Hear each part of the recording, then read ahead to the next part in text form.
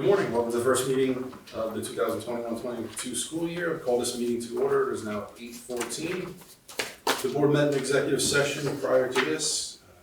Legal matter 2.1, public safety. 2.2, district matter public safety. 2.3, district matter enrollment. And 2.4, board of education matters superintendent's evaluation. I ask you to stand up and for the pledge of allegiance. I pledge allegiance to the flag of the United States of America and and to the republic for which it stands, one nation, under God, indivisible, with liberty and justice for all.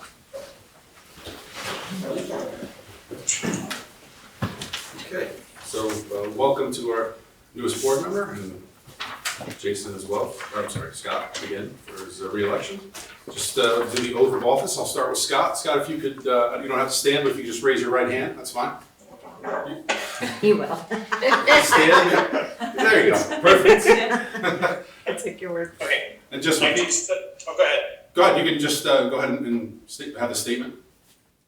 I do solemnly swear that I will support the Constitution of the United States and the Constitution of the State of New York, and that I will faithfully discharge the duties of the office of Byram Hill School District Board of Education member for the term of 3 years, according to the best of my ability.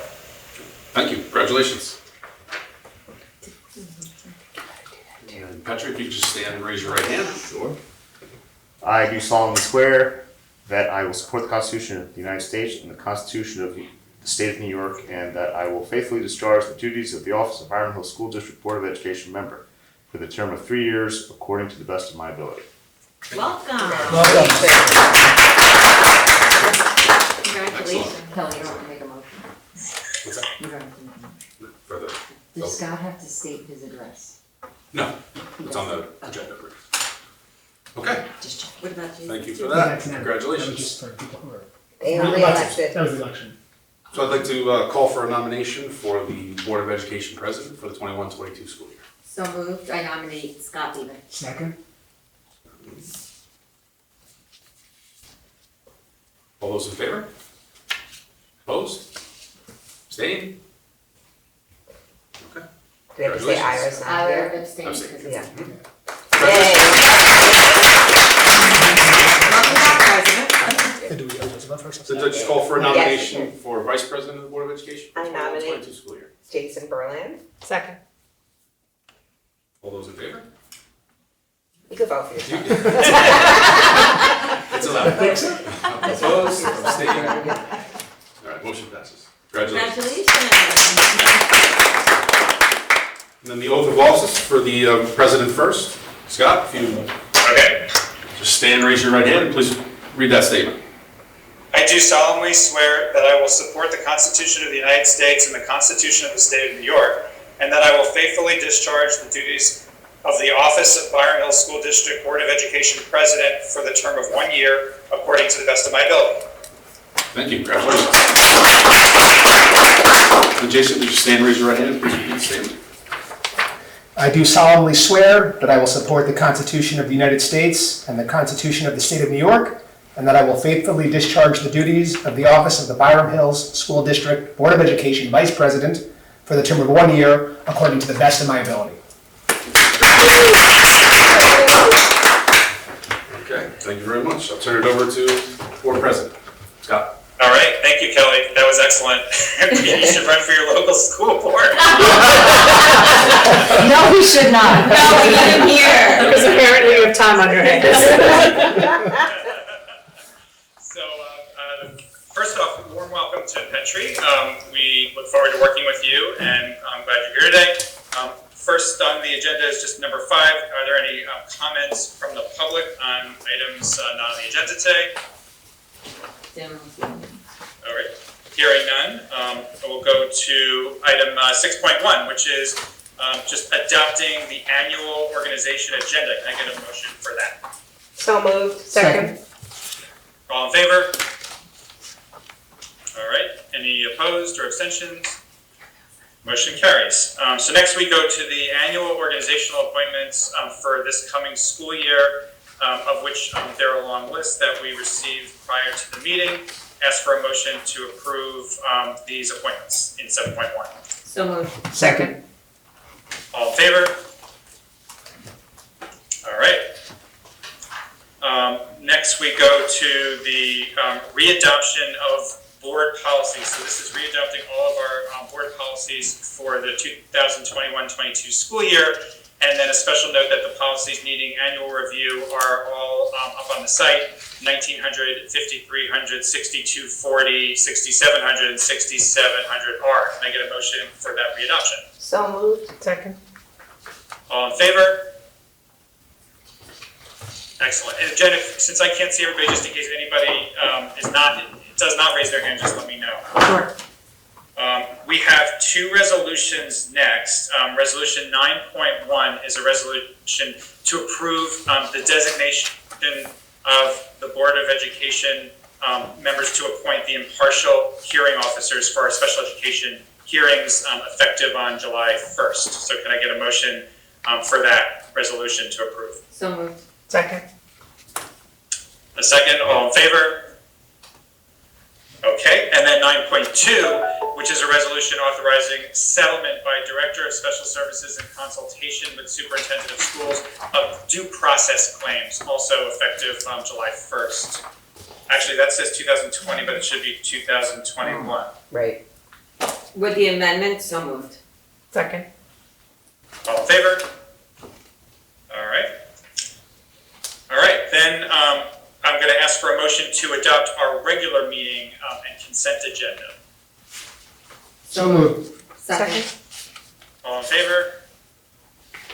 Excellent. And now we go to our consent agenda. So would ask for a motion to approve our consent agenda for personnel 11.1, for special services 12.1, and then 13.1 business.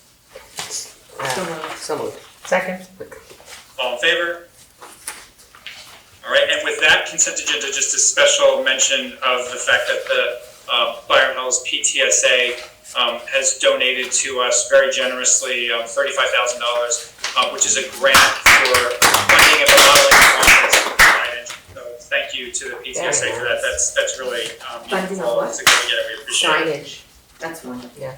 So, for the PTSA, Scott, if I can just add to this, we are going to be having an awning at the bus entrance. The sidewalk has been redone. There are going to be benches put out there and a beautiful awning, a larger version of what the PTSA had put on the other side of Wampus for kids coming in and out of the building.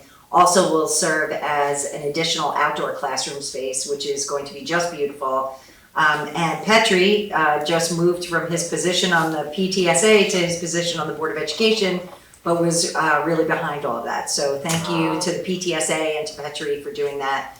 Our schools look beautiful from PTSA contributions, they really do. So just thank you, because that was a big one.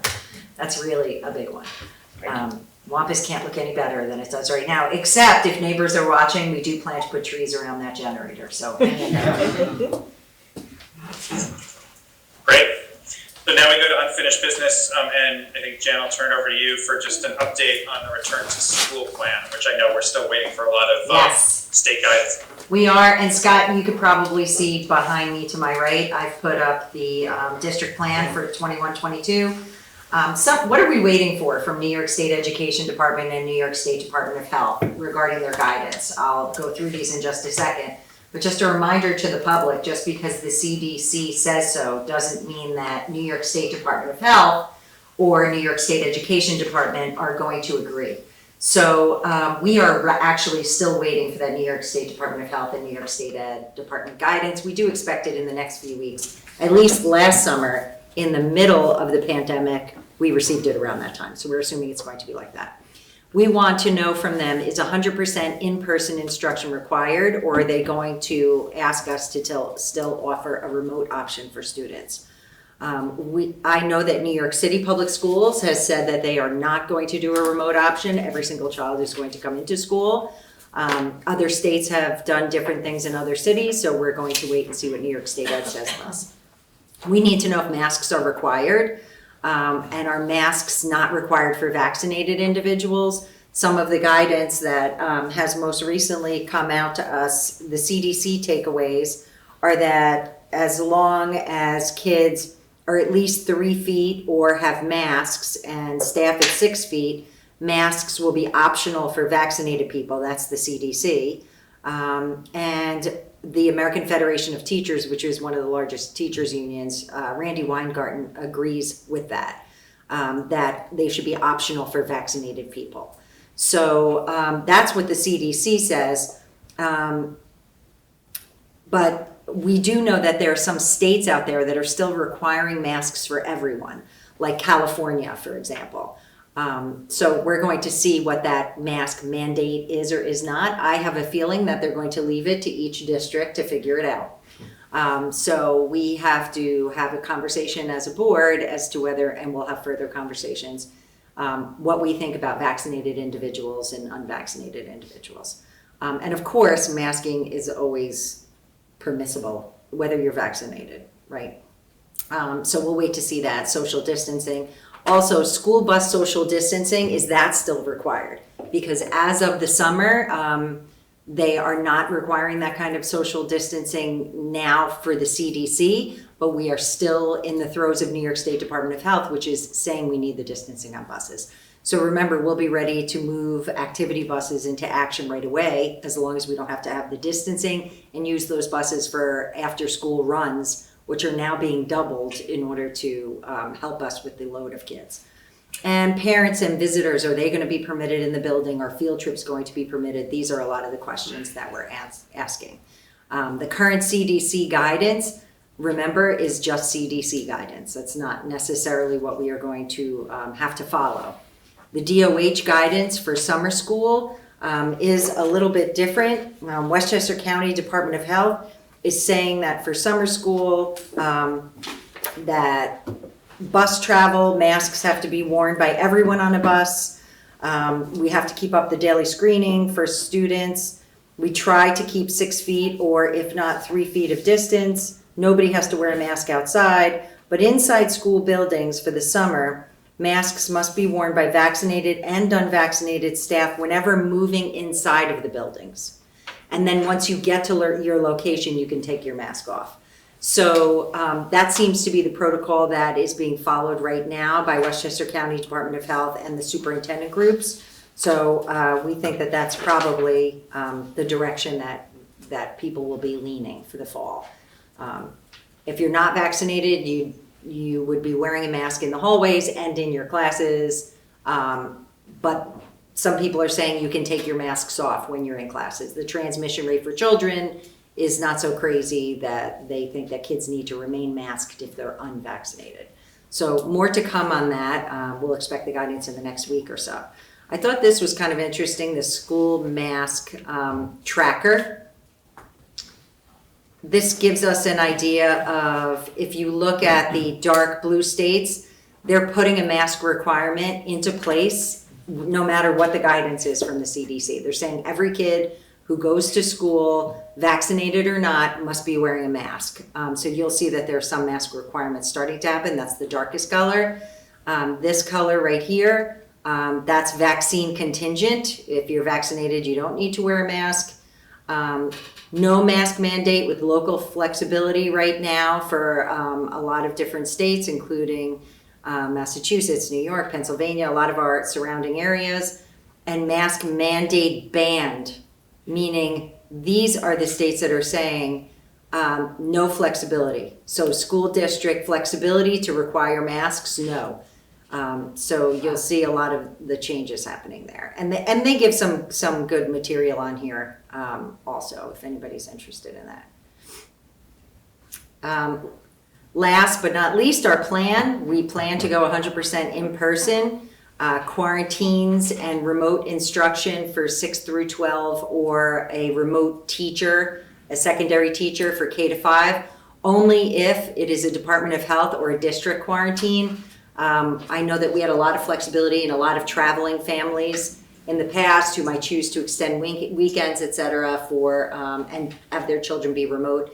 It is not the best way for these children to be educated. We really have to, as they say, pull the horse back in the barn.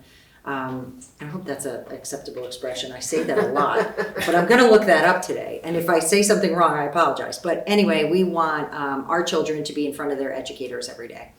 The Plan 2 is hybrid, only if we have to, and the hybrid for K-5 will be a reassignment within the schools like we do right now. So K-5 parents do not have to be worried that if we somehow have to go hybrid, that they somehow have to be teaching their 5-year-olds with a computer at home. That is not going to happen. It'll be very similar to what we did this year. And then if we have to have a remote plan, we will have one. And we need to know from the state if we need to do that sooner rather than later. That involves staffing and a bunch of other things. We put into play a lot of different things that are going to be happening for the all in-person K-5. We have the start times of our schools, which parents will be receiving notification about. Coman Hill is a 9:10 arrival time. Wampus is an 8:25 arrival time. This year, we were doing arrivals at Coman Hill as early as 8:45. We simply do not have the staff to cover the kids separated out. To do that again, that was really cost prohibitive and difficult for us. We need to start when school's supposed to start. So we're And gonna Jen, was have a that little. because of the drop-off situation? Because so many people were dropping? There were so many cars Specifically- dropping off and picking up, yep. Just like at the end of the school day, we were starting to release at 2:45 because we had over 240 cars that were pulling into Coman Hill every day.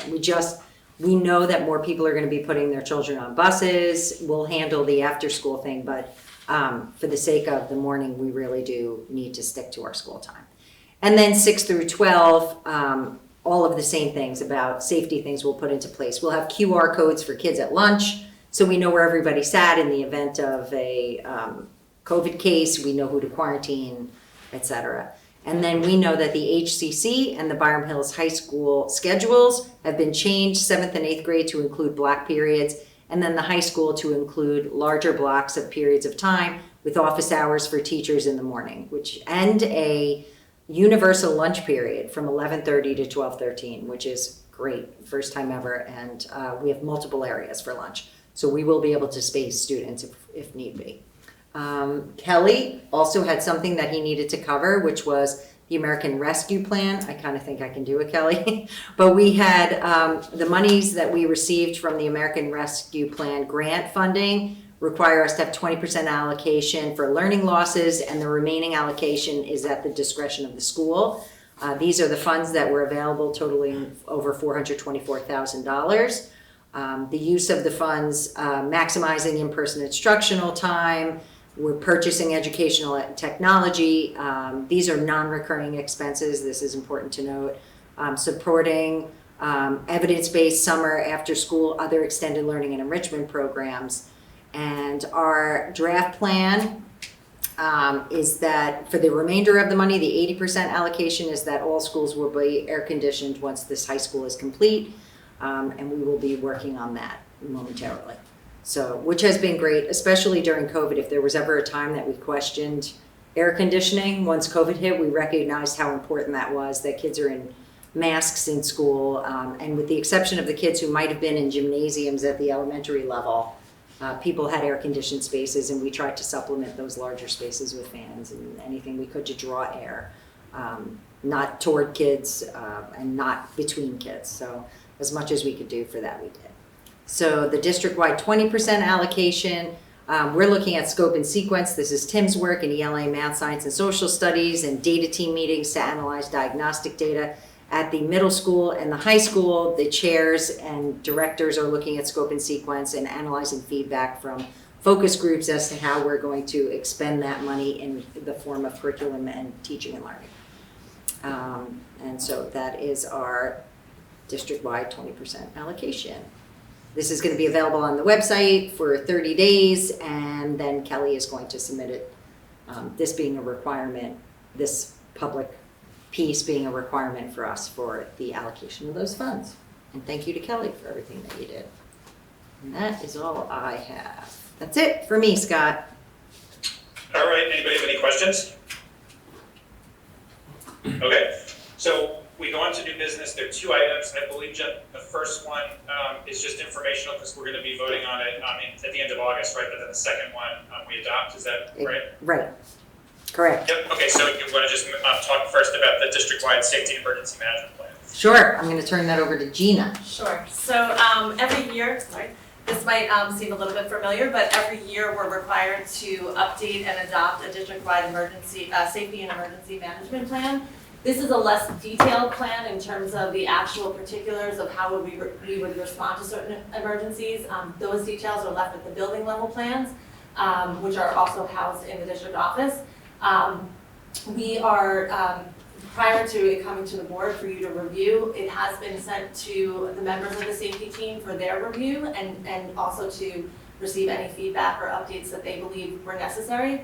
Any of the updates that are listed in the in board docs, and I'll go over those, the revisions and updates are minimal this year, only because last year, during the pandemic, we recreated this entire plan. There was a lot of information that needed to be updated, and so we did an overhaul of that plan last year. But the revisions for this year are in line with those that are required from New York State Ed in terms of the commissioner's regulations, as well as New York State Ed law.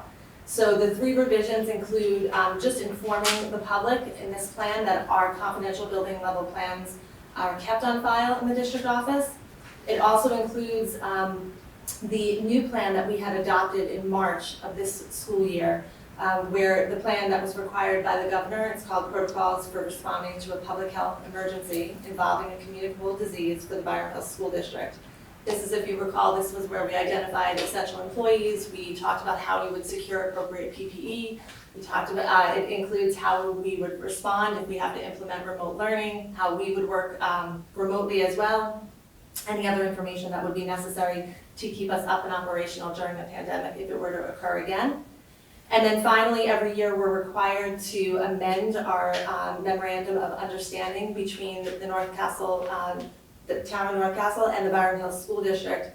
And this is specifically an MOU that outlines the responsibilities of our school resource officers, our administrators, and our security in terms of discipline of students.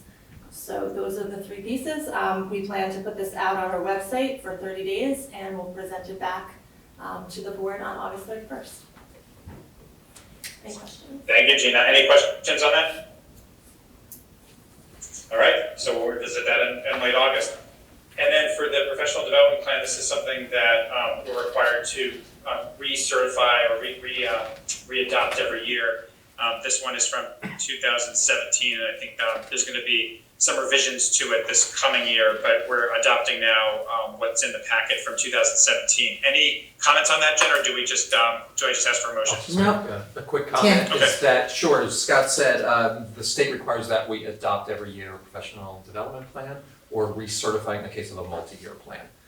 So this is, I usually have a plan that lasts 2 to 3 years. I have a professional development committee we meet annually with, and we review the way we're delivering professional development and the content of our professional development services for teachers.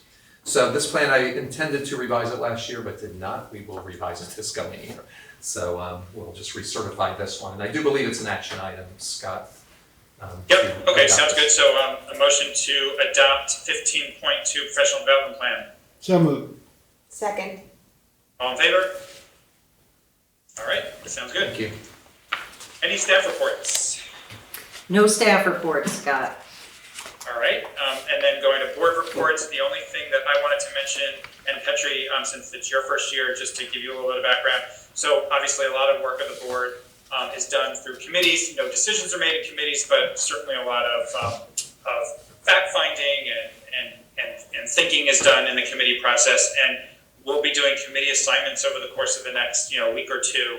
And so I'd encourage everyone on the board, if they have any preferences or any ideas in terms of what committees they want to serve on this year, to reach out to me or reach out to Jason, either give us a call or email us anytime in the next week, and then we'll get together and we'll assign everyone committees and then get that out to everyone in short order. But absolutely feel free to let us know your preferences to make sure that you're serving on committees that you're excited about and want to make a contribution to. Any other board reports? Can we ask Janine to send out the descriptions of the committees? Yes. And the time commitment? She has a document she usually sends. The only other thing, Scott, I just want to take a moment. Westchester Putnam School Boards Association sent us certificates for our board members in support of public education. I like to hand this out every year and old school, ask everyone to put it on their refrigerator. And I know that these are just small certificates, but they actually really mean a lot to me because it's a way to say to the Board of Education how proud we are that you are here in the service of children in this community and their parents. I think that this past year, this Board of Education, all years, but this past year in particular, support of helping this administration and this community through this pandemic has been extraordinary.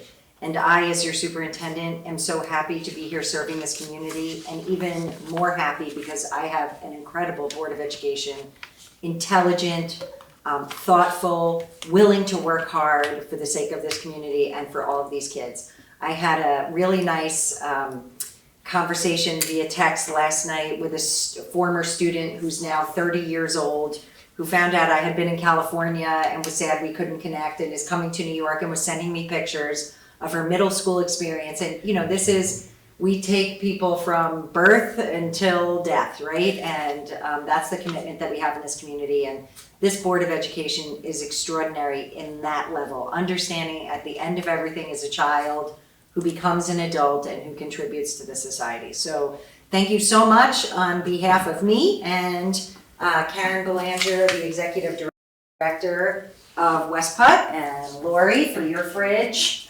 Scott, yours is coming to you. Jason, thank you. Lara, Thank you very and much. Mia, and Petri, next year you will have something to adorn your refrigerator. And you know you have to put tape on it because the fridges these days don't use magnets, right?